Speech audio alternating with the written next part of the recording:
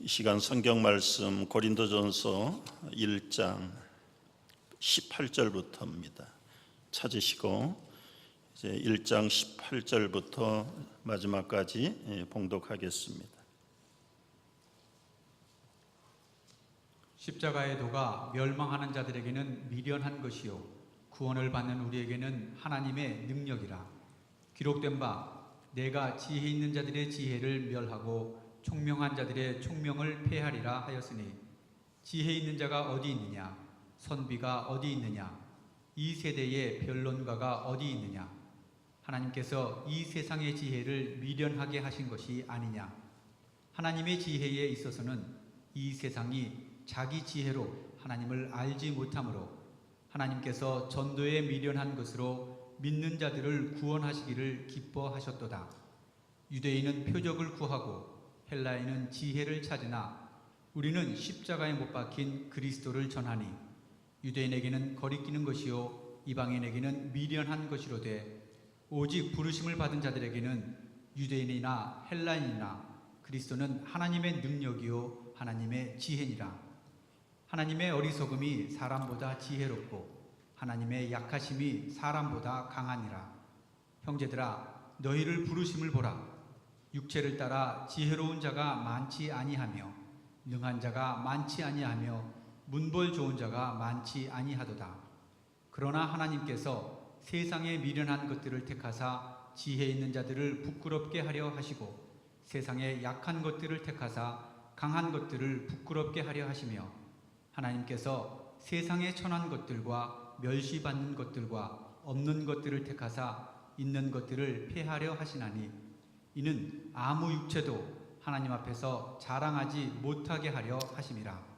너희는 하나님으로부터 나서 그리스도 예수 안에 있고 예수는 하나님으로부터 나와서 우리에게 지혜와 의로움과 거룩함과 구원함이 되셨으니 기록된 바 자랑하는 자는 주 안에서 자랑하라 함과 같게 하려 함이라.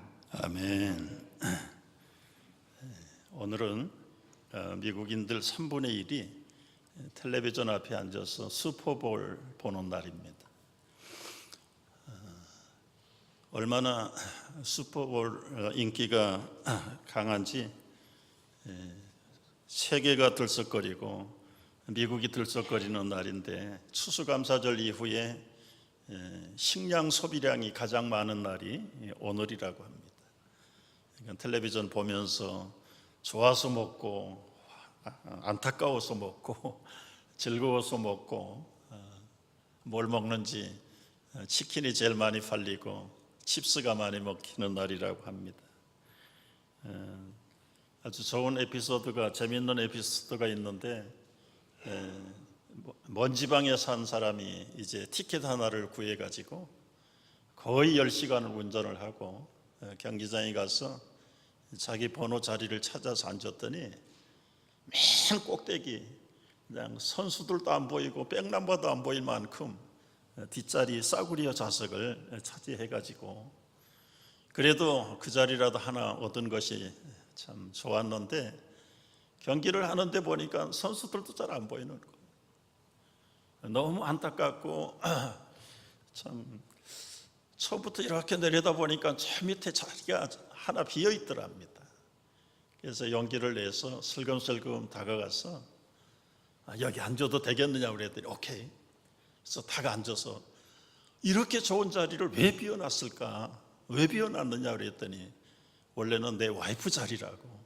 근데 그 와이프가 왜 못 왔냐 그랬더니 와이프가 죽었다고. 그러면 가족들이라도 데리고 오지 않고 왜 혼자 왔느냐 그랬더니 지금 가족들 친지들은 지금 장례식 하느라고 못 왔다고. 그만큼 인기가 있는 게 풋볼이라고 그럽니다. 여러분 오늘 풋볼이 어느 팀이 싸우는지 아세요? 뉴잉글랜드의 페리어츠하고 LA에 있는 램스라고 하는 두 팀이 붙는데 아마 이제 시청자들은 둘 중에 하나로 갈라질 겁니다. 주로 이제 지역을 중심으로 해서 이 동부와 서부가 지금 붙는 거예요. 동부 쪽에 있는 사람들은 아무래도 뉴잉글랜드의 페리어츠를 들 거고 서부 쪽에 있는 사람들은 아무래도 램스를 편을 들 겁니다. 그러나 그 중에는 인물이 마음에 들면 아무리 서부에 살아도 이 페어리치의 쿼러백이 탐 브레이드라고 아주 인기가 충천한 사람이 있는데 그 사람 좋아하면 지역에 관계없이 서부에 있던 동부에 있던 그 선수 중심으로 편이 갈라질 거예요. 램스에는 누가 유명한지 저는 몰라요. 사람들은 자기가 좋아하는 선호대로 본인은 아닌데 이상하게 결과가 현상이 그룹을 가르게 되고 편을 가르게 되는 본능이 지금 고린도 교회가 네파로 갈라져 있습니다. 그 네파의 중심은 다 인물 아볼로, 게바, 바울, 심지어 그리스도파까지 생겼다. 그래서 이 네 그룹이 갈라져서 갈등하고 분열이 일어나는 그 원인들을 찾아보면 말씀한 대로 내가 좋아서 추종하는 인물 중심으로 파가 갈리고요. 또 두 번째 원인은 각 사람들의 지혜를 보고 따라가. 설교가 마음에 든다. 아니 나는 은사가 마음에 들어. 나는 이거고 저거고 다 싫어. 그래서 또 하나의 파를 만들어. 근데 문제는 서로의 다양한 은사들과 신학적인 다양성의 차이를 알지 못해서 영적으로 무지해서 결국은 파가 갈린 겁니다. 뿐만 아니라 또 하나의 원인을 찾으면 함부로 판단하고 내 것이 최고라는 것 때문에 고린도 교회가 네파로 갈라져서 갈등을 갖게 됐다. 여러분 굳이 이걸 하나로 원인을 분석해 보면 사람이냐 아니면 믿음이냐. 근데 이제 본질은 믿음인데 이 본질이 잘 이해가 안 되니까 믿음이 어렵고 십자가의 도가 어려우니까 그걸 잘 설명해 주는 표면에 나타난 사람들을 따르다 보니까 사람 중심이 되어버리는 거예요.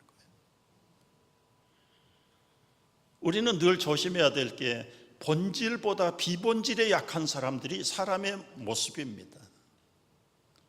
본질은 어려워서 깨닫지 못하니까 그 본질을 설명해주고 가르쳐주고 안내해주는 때로는 목자가 리더가 오히려 사람들의 추종을 받아가지고 그룹을 만들어서 결과는 소란을 일으키는 경우, 그런 경우들이 현재 교회에서도 때로는 나타날 수 있는 현상들입니다. 따라서 우리는 언제나 조심해야 될 게 내가 그리스도를 가리고 있지 않는지. 삭개오가 어려운 결단을 하고 예수님 보려고 길거리로 나갔습니다. 예수님이 지나가는 그 길목에 갔더니 벌써 수많은 사람들이 예수님을 보려고 둘러서 있는데 사람이 많아서 볼 수가 없었다. 첫 번째 원인, 사람이 가리워서 예수님이 안 보이는 것. 두 번째 원인은 자기의 키가 작아서 볼 수가 없었다.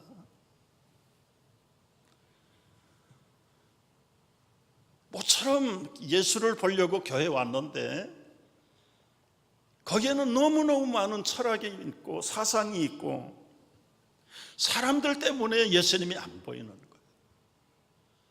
지금 헬라 지역에는 엄청난 사상가들, 철학가들이 국민 전체적으로 팽배해 있는 이 철학 사상, 사조들 때문에 십자가의 복음이 가리워질 만큼 다들 한 가닥씩 하는 사람들이고 자기 나름대로의 이론을 가지고 있는 사람들이 너무너무 교회 안에 많아가지고 자꾸 철학 얘기하고 역사 얘기하고 세상적인 어떤 이론을 자꾸 들고 나오니까 귀에 솔깃해요. 그래서 자기 마음에 드는 사람들에게 자꾸 시간을 할애하고 많이 만나다 보니까 자연스럽게 그룹핑이 되거든요. 그룹핑이. 여러분, 헬라 시대에 초대교회에 얼마나 많은 이단들을 그리고 사상들이 있었습니까? 에비구레오파, 스토익파, 성경에는 없지만 유명한 소크라테스파, 플라톤파, 헬라 지역에 50개 사상 계열들이 있었다. 50개. 5개도 많은데, 그러니까 나라 전체가, 백성 전체가 아테네, 고린도, 심지어는 에베소까지 번져가지고 교회마다 이 세속적인 철학과 사상들이 점령해 들어가는 거예요. 그래서 교인들의 화제와 중심이 십자가의 말씀이 아니라 사상가들, 철학가들 이야기에 그게 논쟁거리가 돼버려요. 여러분, 교회에서는 세상 얘기할 안 돼.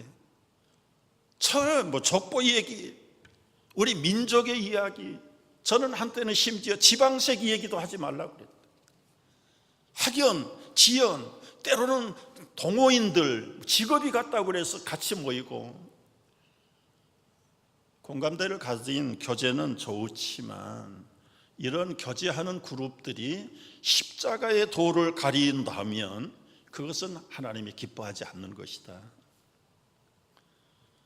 여러분, 성경 퀴즈 문제를 요즘 풀면서 아주 좋은 분위기가 우리 교회에 일어나고 있습니다. 어떤 분위기냐면 한 주간 동안 성경 문제 풀고 이제 교회 와서 만나면 자기가 궁금한 것들을 서로 교환하는 거예요. 이게 아리송하다. 집사님은, 권사님은 어떻게 해답을 찾았느냐. 그런 얘기가 구석구석에 일어나고, 또 몇 사람들이 모여서 그러면 이 차제 우리가 성경을 통독하자. 그래서 이 금요일날 밤에도, 수요일날 오전에도, 오후에도 그룹이 모여가지고 성경을 읽고, 주일날 친교실에서도 어떤 분 지난번 목사님 자기 문제지를 꺼내가지고 분명히 대답이 이건데 제가 틀렸어요. 그래서 설명을 좀 해주면 좋겠다. 이 교회가 성도들 간에 분위기가 이렇게 돼야 됩니다. 결코 세상 이야기나 세상 철학이나 세상의 어떤 교양, 그런 것들이 중요한 게 아니에요.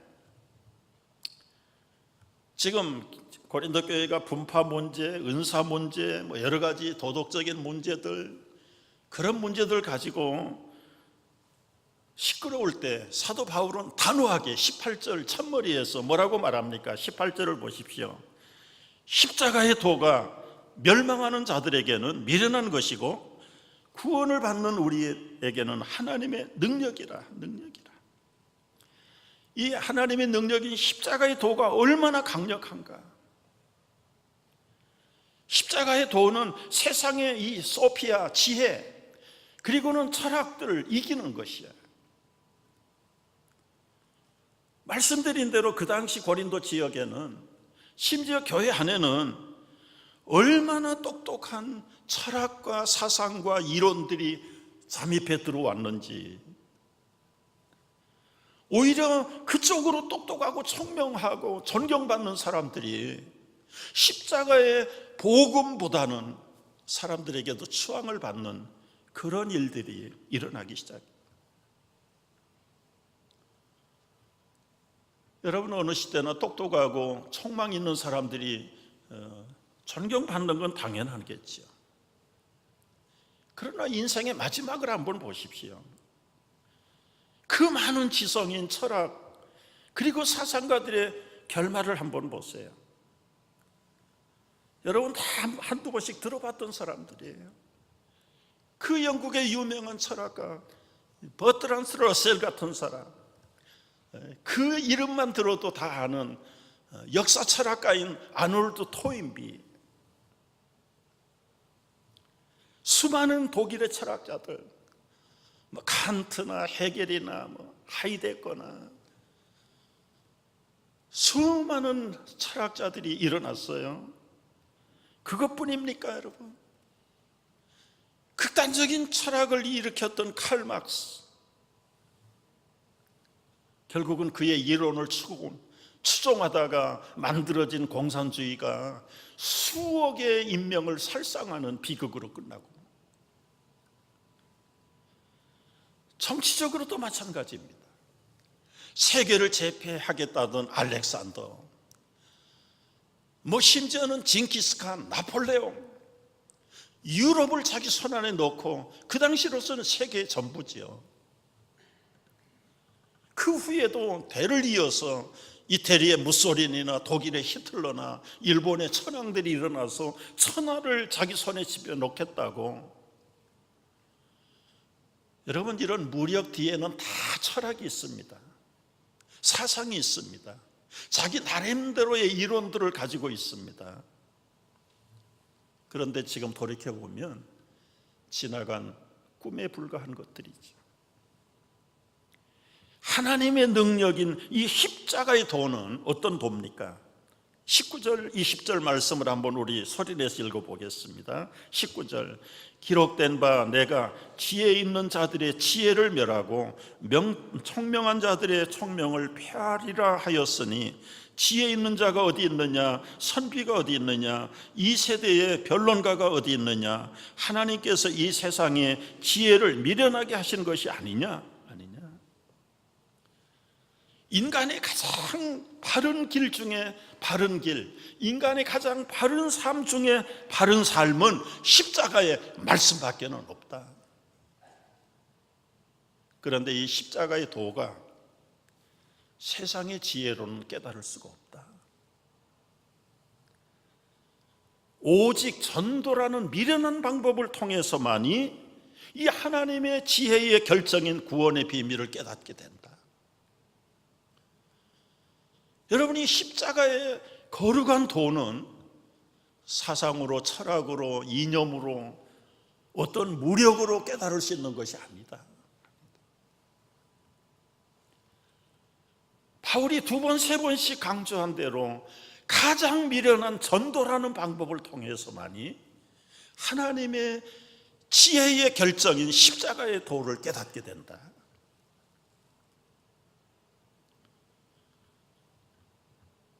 전도하면 요즘 세상에 예수 얘기나 해가지고 사람들이 예수를 믿겠습니까? 그래서 이 설교자들도 설교를 십자가로 원색적으로 얘기 안 해요. 교양적인 인문학적인 이야기, 때로는 문학적인 이야기, 때로는 삶의 예화들을 통해서, 때로는 사람들을 울리기도 하고 웃기기도 하고 흥미본의로 그냥 설교를 하다가 결과적으로는 이 십자가의 도를 확실하게 증거하면 좋은데, 그 인기 있는 설교자가 그냥 십자가를 다 가려버려요.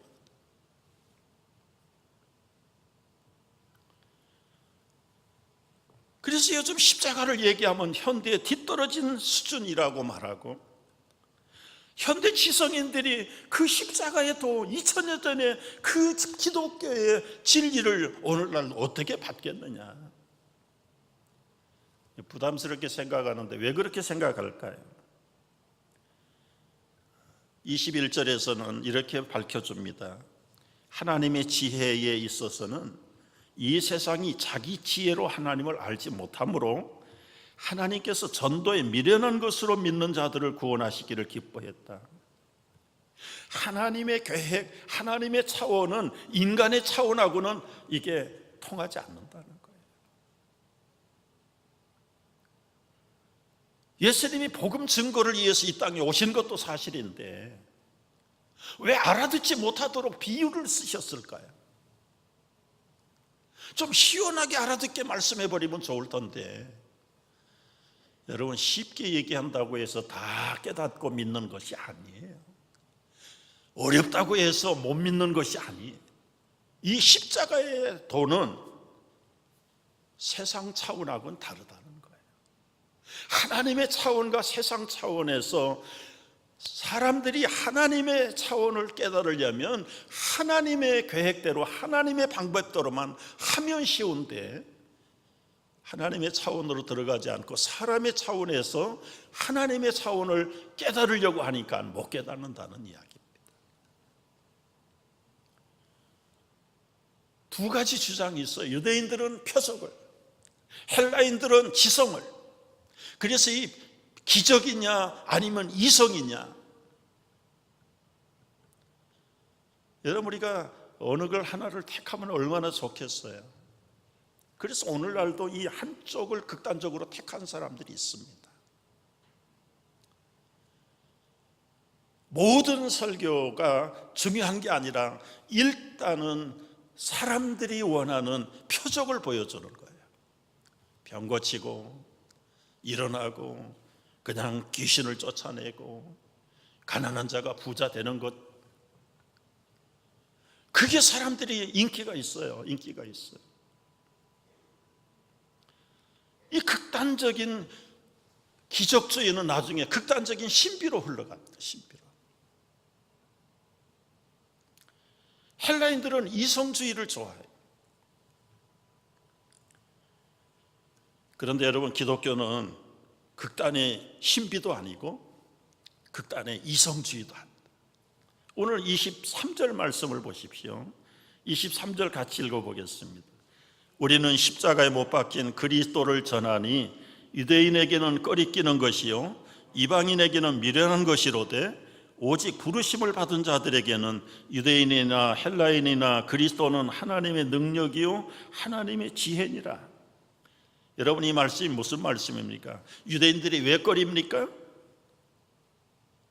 표적을 보여줬는데도 그 표적이 표적으로 보이지 않는 겁니다. 기적이 기적으로 보여지지 않는 거예요. 뭔가 뒤끝이 자꾸 이상해요. 표적, 기적 하면은 유대인만큼 기적을 많이 본 사람이 없어요. 유대인의 역사가 기적이에요. 출애굽부터 시작해서 10가지 기적을 통해서 해방된 민족이에요. 40년 동안 광야의 삶이 다 기적이었습니다.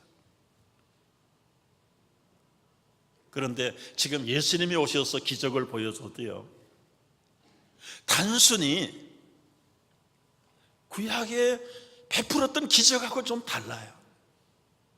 뭐가 다릅니까? 자고 일어나면 만나가 온 지면에 가득해서 누구든지 가서 쓸어 담으면 하루 먹고 살았어요. 그런데 예수님의 기적은 일시적으로 오병이어의 기적을 베풀고 5,000명 먹이고는 끝나버립니다. 그 다음에는 그 오병이어의 기적 행하지 않으셨어요. 기적을 달라고 매일 쫓아다니는데 예수님은 도망다니십니다. 구약의 단순한 기적하고 예수님이 베푸는 기적의 끝이 뭔가 좀 이상하다는 거. 이상하다. 요즘 말로 하면 야리꾸리한 거예요. 야리꾸리.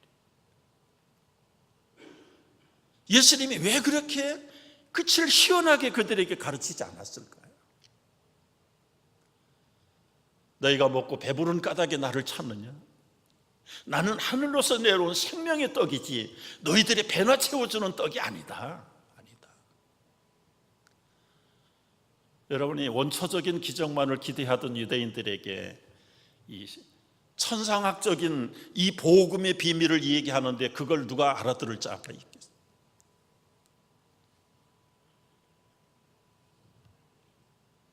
이 사람들은 자기들의 논리에 맞으면 좋고 안 맞으면, 여러분, 복음이라고 하는 것은 신비도 아니고 지성도 아니에요. 사실은 초신비적이고 초지성적인 것이 복음이 십자가의 진리입니다.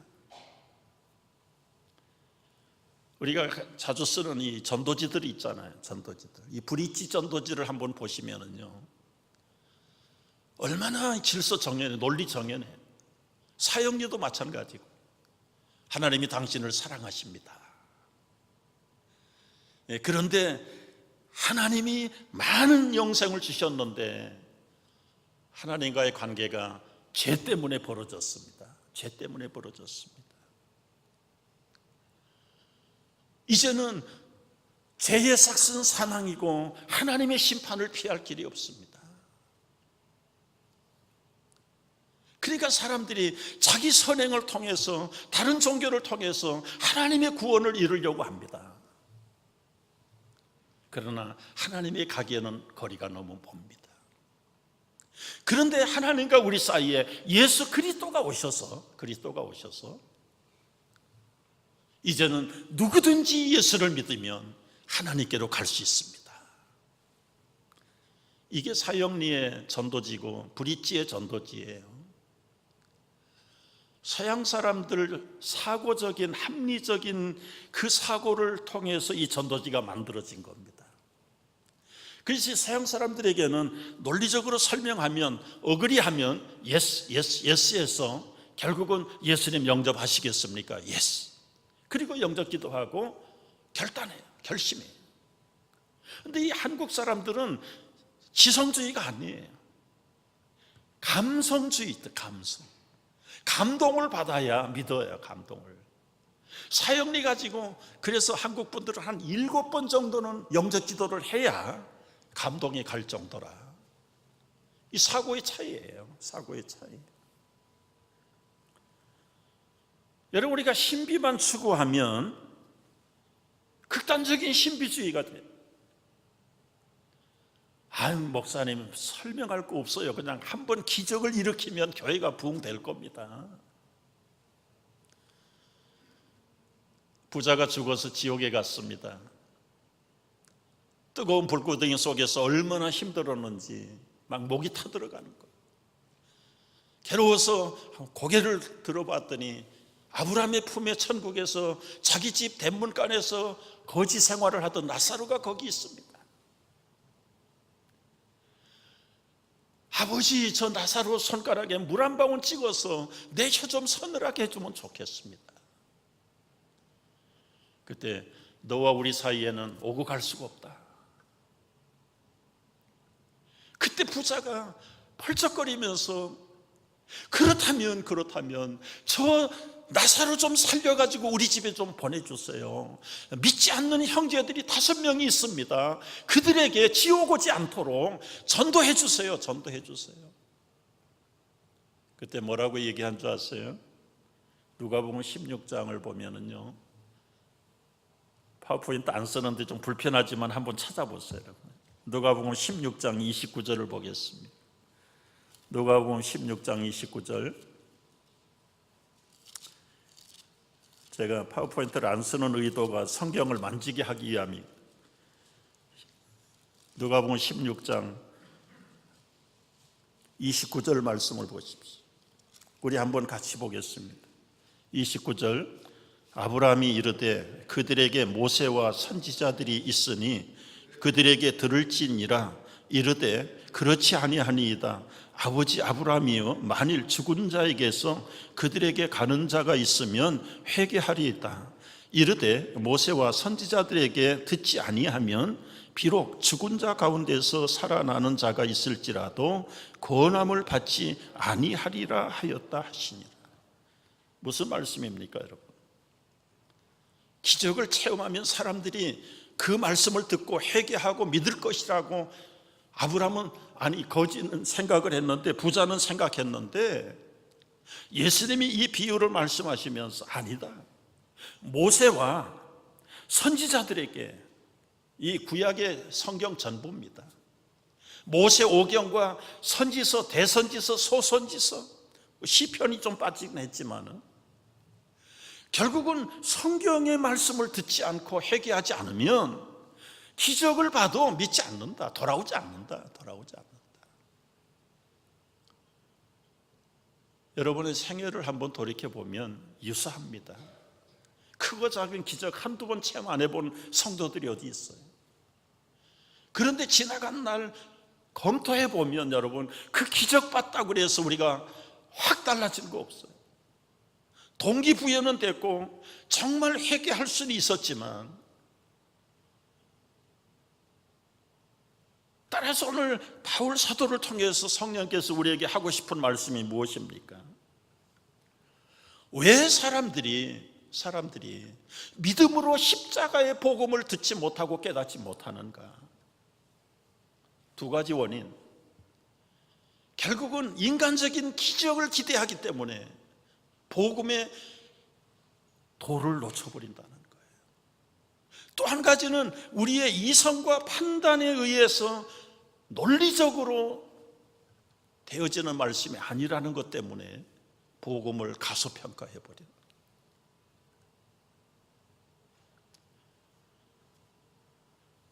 여러분, 이 거룩한 복음은 초지성주의고 거룩한 복음은 초신비주의예요. 죽은 자가 어떻게 살아납니까? 예수님이 죽은 자를 살리셨어요. 이것은 초신비주의예요. TNT를 터뜨려도 변화받을 수 없는 무식하고 강팍한 인간이 이 십자가의 도를 듣고 변화됩니다.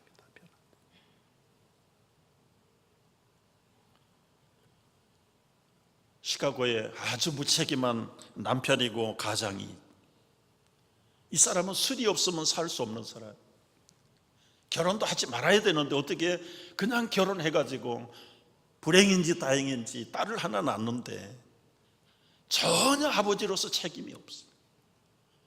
나가서 술 마실 돈 떨어지면 집에 돌아오는 사람. 그러면 집에 남아있는 그 아기 엄마라도 책임을 가지고 아기를 길러야 되는데 뭐 그 남편이 그거 안 해. 그 딸 내버리고 가출해. 어린 딸 하나 남으니까 동네 사람들이 불쌍히 여겨서 동네 공동 입양을 했어요. 이 집에서 한 달, 저 집에서 한 달. 아무리 극진하게 잘 키워도 부모가 없는 어린아이가 얼마나 건강하겠습니까? 한 2, 3년 그냥 그럭저럭 잘 자랐는데 결국은 시름시름 앓다가 죽었습니다. 동네 예배당에서 이 공동 입양한 딸, 엄마 아빠도 다 가출해버린 그 딸이 장례식을 시작을 했어요. 동네 사람들이 자기 딸 죽은 마음으로 슬픔으로 와서 장례식에 참여하고 마지막 작별 인사를 해요. 그런데 맨 뒷줄에 악취를 풍기고 정말 지저분하고 더러운, 아직도 술에 취해 있는 그 애비가 서 있는 겁니다. 여러분, 동네 사람들이 생각했어요. 저 무책임한 사람, 그래도 자기 딸 죽었다는 소문은 듣고 마지막 작별이라도 인사하러 온 걸 보니까 안 됐네. 그건 사람들의 오해였습니다. 자기 딸을 작별하는 척 하면서 그 어린 딸이 신고 있는 신발 훔쳐서 주머니에 집어넣고 그 신발 가지고 술 한 잔 바꿔 먹기 위해서 그 죽은 딸의 신발을 훔치러 온 이것이 사람입니까? 애비는커녕 이게 인간이냐고요. 아무도 몰랐죠. 술 한 잔 바꿔 먹고 노숙인들을 밥 먹여주고 재워주는 쉘터에 들어가서 하루하루를 살아가는 사람. 그런데 어느 날 밥 먹으려고 기다리기 전에 꼭 거기에서 성경을 읽고 간단한 복음을 선포하는데 그날은 그 선포된 말씀이 자기의 영혼을 찔러 쪼개기 시작하는 거예요. 하나님의 사람으로서는 그만두고라도 자기가 살아온 자기의 인생을 돌이켜볼 때는 이건 짐승만도 못한 삶을 살. 그럼에도 불구하고 나를 버리지 아니하시고 수고하고 무거운 인생의 짐을 진 자들을 초청하시고 기다리시는 그 복음의 부르심 앞에 그는 가슴을 치면서 회개하고 하나님의 몇 날을 통곡하고 회개하면서 복음으로 예수 영접하고 새 사람이 됐어요.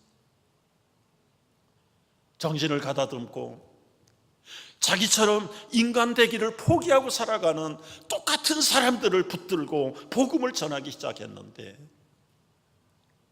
무려 3,000명의 알코올 중독자들, 그리고는 무책임하게 살아가는 그 거리의 사람들을 회개시키는 그 유명한 멜트라드라는 미국의 유명한 전도자가 그래서 나온 겁니다.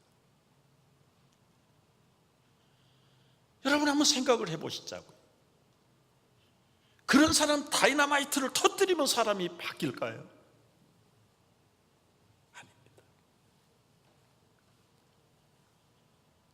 얼마나 우리에게 십자가의 말씀이 능력이 있는지 26절부터 보십시오. 이 진리를 받은 사람들이 어떤 사람인가요? 본문으로 돌아가서 26절부터 우리 한번 같이 소리내서 읽어봅니다. 형제들아 너희를 부르심을 보라. 육체를 따라 지혜로운 자가 많지 아니하며 능한 자가 많지 아니하며 문벌 좋은 자가 많지 아니하도다. 그러나 세상에서 하나님께서 세상에 미련한 것들을 택하사 지혜 있는 자들을 부끄럽게 하려 하시고 세상에 약한 것들을 택하사 강한 것들을 부끄럽게 하려 하시며 하나님께서 세상에 천한 것들과 멸시받는 것들과 없는 것들을 택하사 있는 것들을 폐하려 하시나니 이는 아무 육체도 하나님 앞에서 자랑하지 못하게 하려 하심이라.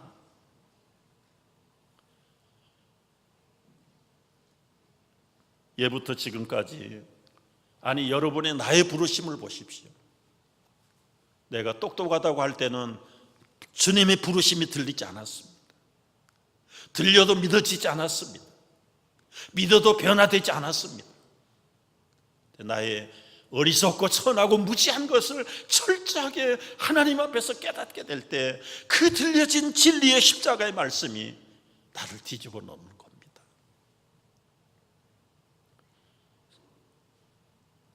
30절 말씀 얼마나 귀한 말씀을 주셨는지 몰라요. 30절 보실까요? 너희는 하나님으로부터 나서 그리스도 예수 안에 있고 예수는 하나님으로부터 나와서 우리에게 지혜와 의로움과 거룩함과 구원함이 되셨으니 얼마나 귀한 말씀입니까? 나에게 지혜가 없습니다. 의로움도 없습니다. 거룩하기는커녕 타락한 인생을 사는 나에게 예수님이 오셔서 당신의 의로움으로 당신의 지혜로 당신의 거룩함으로 이제 당신의 백성을 삼아주셨다는 이 거룩한 복음이 세상에 우리의 자랑거리 밖에. 31절 그래서 결론이에요. 시작. 기록된 바 자랑하는 자는 주 안에서 자랑하라 함과 같게 하려 함이라. 아무 쓸모없는 이 얄팍한 인간의 꾀에 지배를 받고 살던 어리석은 값어치가 없는 인생들에게 찾아오셔서 우리의 치우친 극단적인 신비주의도 아니고 우리의 무지한 지성도 아닌 하나님의 십자가의 놀라운 기적 중의 기적과 지성의 지성 중에서 하나님의 지혜로 우리를 구원해 주신 이 십자가의 말씀, 복음만이 자랑하고 자랑할 것이다. 이것이 우리의 삶의 최고의 찬송이 되기를 제 이름으로 축복합니다. 축복합니다. 기도하겠습니다. 형제들아 너희를 부르심을 보라. 육체를 따라 지혜로운 자가 많지 않고 능한 자가 많지 못하고 문벌 좋은 자가 많지 아니하였도다. 그러나 하나님께서 세상에 미련한 것들을 택하시고 지혜 있는 자들을 부끄럽게 하시려고 세상에 약한 것들을 택하셔서 강한 것들을 부끄럽게 하시려고 하나님 나같이 천한 그리고 멸시받는 것들과 없는 나를 택하사 우리를 택하사 하나님의 능력을 드러내게 해주신 것을 감사합니다. 이 복음, 이 자랑, 십자가의 자랑 붙들고 남은 생에 힘차게 걸어가는 모두가 되게 하여 주시옵소서. 예수님의 이름으로 기도하옵나이다. 아멘.